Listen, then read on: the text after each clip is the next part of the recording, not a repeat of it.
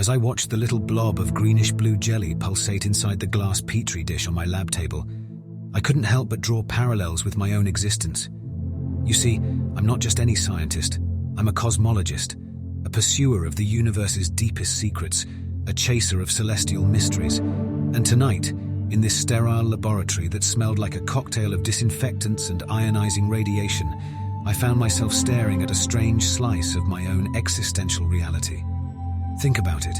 What if we, and by extension everything we know, are merely components of a larger cosmic experiment, precariously thriving inside a gargantuan Petri dish? Life, for the most part, feels larger than life. We fall in love, we wage wars, we build monuments and civilizations, we explore the farthest corners of our tiny planet, and all the while, we grapple with the ultimate question. Why are we here? Is there a purpose to all this? It's rather astonishing, don't you think, how the simple, one-celled organisms in my Petri dish, busily going about their microscopic lives, have no concept of me, their all-powerful creator. How similar that is to us, oblivious to the possibility of a greater power that could be orchestrating our lives, our universe. Sometimes I find myself wondering if, in some unfathomable reality, we are just a display on a cosmic entity's lab desk. How they might be watching us divide, multiply and evolve, much like how I watch my tiny microcosms in my Petri dishes. We perceive our universe as infinite, but what if it's just a boundary we haven't yet grown to see, the edges of our Petri dish universe? The more I contemplated this thought, the more it started transforming from a wild, far-fetched notion to a plausible theory. I considered the possibility of our universe following a set of physical laws, much like my cells do in their Petri dish. These laws govern our behavior, our existence, our reality. But what if these laws are just a part of the experiment's protocol? Gravity, quantum mechanics, the speed of light. Could they all be parameters set by some cosmic scientist for their experiment called the universe? Overwhelmed by this philosophical train of thought, I gazed back into the Petri dish. My microcosmic organisms continued to thrive, unaware of my existence, just like we humans, oblivious to the grand cosmic design. What would we do if we realized we were just an experiment? Would we revolt, rebel against our invisible overseers? Or would we continue to live our lives, indulging in our loves, our fears, our victories and our defeats, finding solace in our ignorance?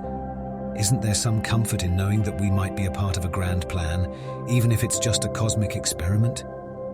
But then again, I pondered, what if our cosmic scientist is benevolent? What if they are rooting for us, hoping that we pass the test of survival, just as I do for my tiny organisms? Every time a civilization collapses, every time an asteroid almost hits us, are those the cosmic scientists' interventions, their attempts to maintain the balance in their experiment?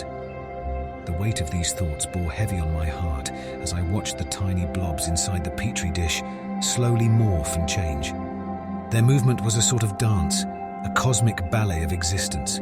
Their ignorance of me, their creator, and their universe outside the dish was both tragic and strangely comforting. It was proof of the bliss that ignorance can sometimes bestow upon us.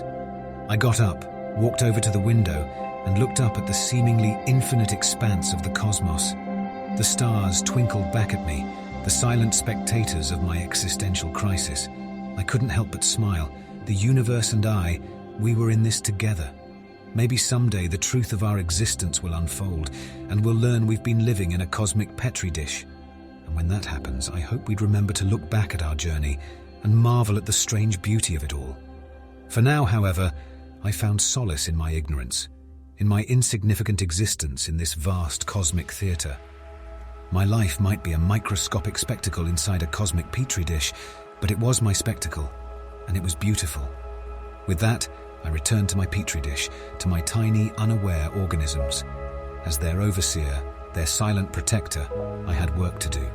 And with a newfound sense of purpose, I carried on with my experiment, the microscopic mirror of my existential quandary. The universe outside might be a mystery, but the universe inside my Petri dish, that was mine to decipher. After all, even if we're just an experiment, the beauty of existence lies not in knowing the answers, but in seeking them. And so I continue to seek, in the heart of a star, in the depth of a black hole, and in the confines of my humble Petri dish. I am an explorer of the cosmos, and my journey, like our universe, is unending. So, here's to us, the miraculous blobs in the cosmic Petri dish. May we continue to thrive, to question, and to marvel at the mystery of our existence. For in the grand scheme of things, it doesn't matter if we're a cosmic experiment. What truly matters is that we are, and that in itself is the most beautiful quandary of all.